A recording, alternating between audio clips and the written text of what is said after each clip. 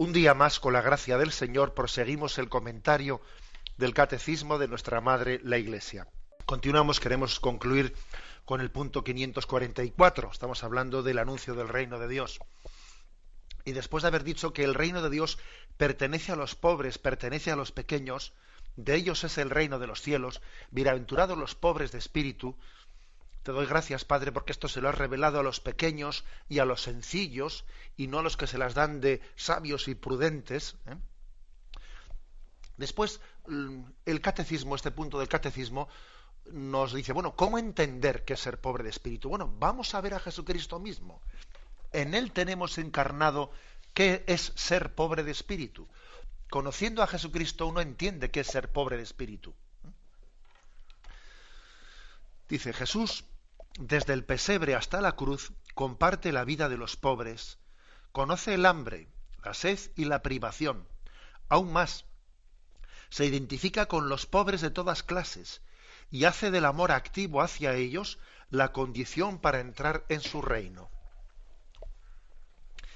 No, o sea, esa condición de ser pobre, pobre de espíritu, esa condición que Jesús pide para entrar en el reino de Dios, perfectamente la podemos no teorizar, sino personalizar en Él.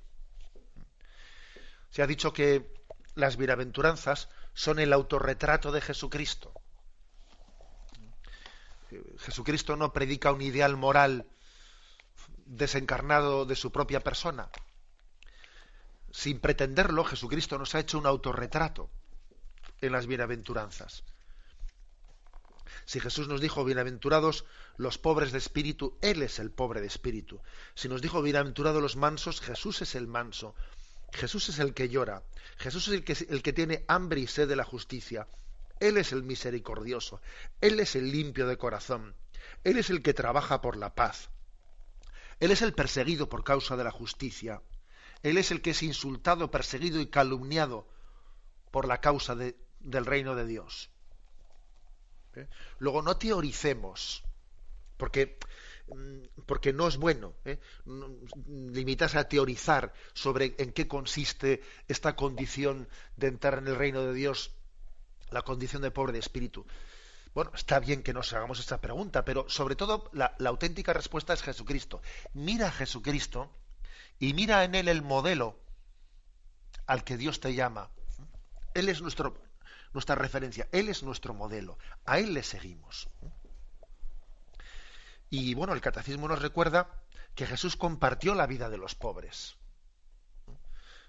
Vivió pues una vida pobre y humilde, para empezar, que podía haber tenido lugar la llegada de Dios al mundo pues en otro tipo de familia y de contexto social, pero lo hizo en una familia y en un contexto social bien pobre y humilde. Incluso el hecho de que él naciese en Belén, que viviese en Nazaret, etcétera, pues eso supone un contexto social bastante distinto del de Jerusalén, que Jerusalén, bueno, pues ya tenía sus clases medias de comerciantes, etcétera, pero bueno, no era el caso de un sitio como Nazaret. En Nazaret no existían clases medias, ¿no? Pues todos eran pobres, no se sabe si habría algún rico, pero vamos, allí clases medias no existían. Es como cuando uno va, pues actualmente a muchos lugares de África, etcétera. En muchísimos lugares de África no existen las clases medias, no, todo el mundo comparte la condición de pobreza. Aquí así quiso Dios venir al mundo y expresar y enseñar personalmente, no como un modelo personal, en qué consiste esa condición de ser pobre de espíritu. Él compartió la vida de los pobres, como es lógico, conoció el hambre, conoció la sed, conoció la privación.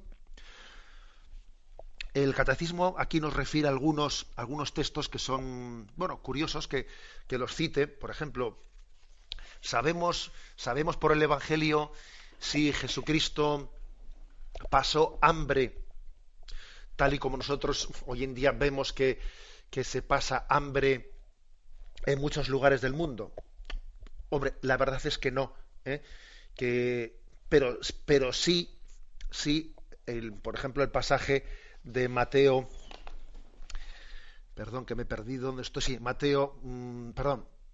Mateo 21, 18 o Marcos 2, 23, 26, pues hace referencia a que Jesús con sus discípulos pasaba por los sembrados y en un sábado iban comiendo, arrancando espigas, es decir, pues comiendo granos de trigo del trigal, cosa que no se refiere en el Evangelio por el hecho de que eso fuese estimado como robo, no era entendido como un problema de robo. A los pobres se les daba el derecho de que cuando pasaban por un trigal podían coger granos de trigo. Es decir, eso en Israel se entendía que estaba absolutamente permitido. El conflicto es no porque has cogido granos de trigo, sino el conflicto es porque lo has hecho en sábado y en sábado no se puede trabajar. Fíjate tú bien, ¿no? Vaya lío, lío de decir, no le reprochan el hecho de que coja granos de trigo de un trigal, que eso en tiempos de Israel no era entendido como robo, sino le reprochan el hecho de que lo haga en sábado. Pero bueno, a nosotros lo que nos interesa ahora no es el tema del sábado, sino el tema de entender que Jesús, bueno, pues se alimentaba de lo que le daban la gente, de lo que cogía en un trigal, etc. O sea, vivía pues como vivían los pobres de su tiempo. Y también hay un texto muy significativo que es Lucas 9:58, donde dice, uno le dijo, te seguiré a donde quiera que vayas. Y Jesús le responda, las zorras tienen guarida y las aves del cielo tienen nidos, pero el Hijo del Hombre no tiene donde reclinar la cabeza. Es un texto que nos recuerda, bueno, tú ven y sígueme, pero que sepas que nuestro techo van a ser las estrellas, que sepas que no vamos a tener casa, y que sepas que si un día nos dan posada, allí dormiremos, y si no, dormiremos en la calle, que lo sepas. O sea, Jesús no oculta esas condiciones de pobreza y de desprendimiento en su seguimiento. Jesús visualizó así lo que era, cómo se educaba un corazón en ser pobre de espíritu y en que Dios fuese, ¿no?, únicamente su sustento. El punto del catecismo todavía dice algo más. Dice, más todavía, Jesús se identifica con los pobres de todas clases y hace del amor activo hacia ellos la condición para entrar en el reino de los cielos. Mira, una condición para entrar en el reino de los cielos es que tú unas tu destino y tu preocupación con los pobres de este mundo. Cuando Jesús dice, tuve hambre y me disteis de comer, tuve sed y me disteis de beber, estaba desnudo y me vestisteis, en la cárcel y me visitasteis, etcétera, etcétera. ¿Y cuándo hicimos eso, Jesús? ¿Cuando lo hicisteis con uno de estos pequeños o no lo hicisteis con uno de estos pequeños? ¿A mí me lo estabais haciendo o a mí me lo estabais dejando de hacer? Es decir, Jesús nos está proponiendo claramente que ese ideal de ser pobre de espíritu pasa por encontrarle en los pobres de este mundo. Entre otras cosas, fijaros, pues porque es necesario que nuestro corazón esté preocupado de los pobres de este mundo para que estemos despreocupados de nosotros mismos, para que no hagamos de nuestro yo el centro de atención, el centro de preocupación.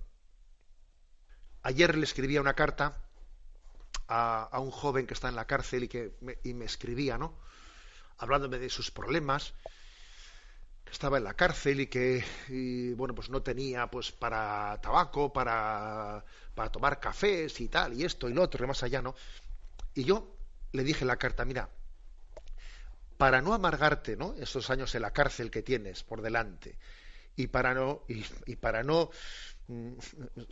recibir de Dios la lección que Él quiere darte en estos años de prisión para tu maduración y para tu conversión, date cuenta de que eres un privilegiado. Hay millones de personas en el mundo que no tienen lo que tú tienes.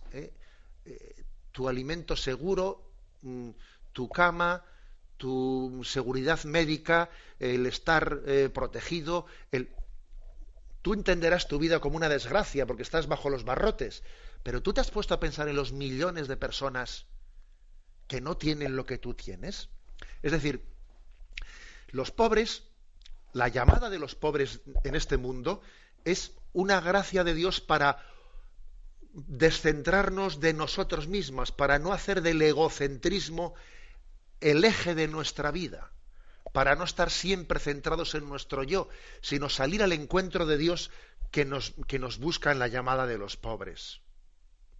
Esta es la condición para entrar en el reino de Dios.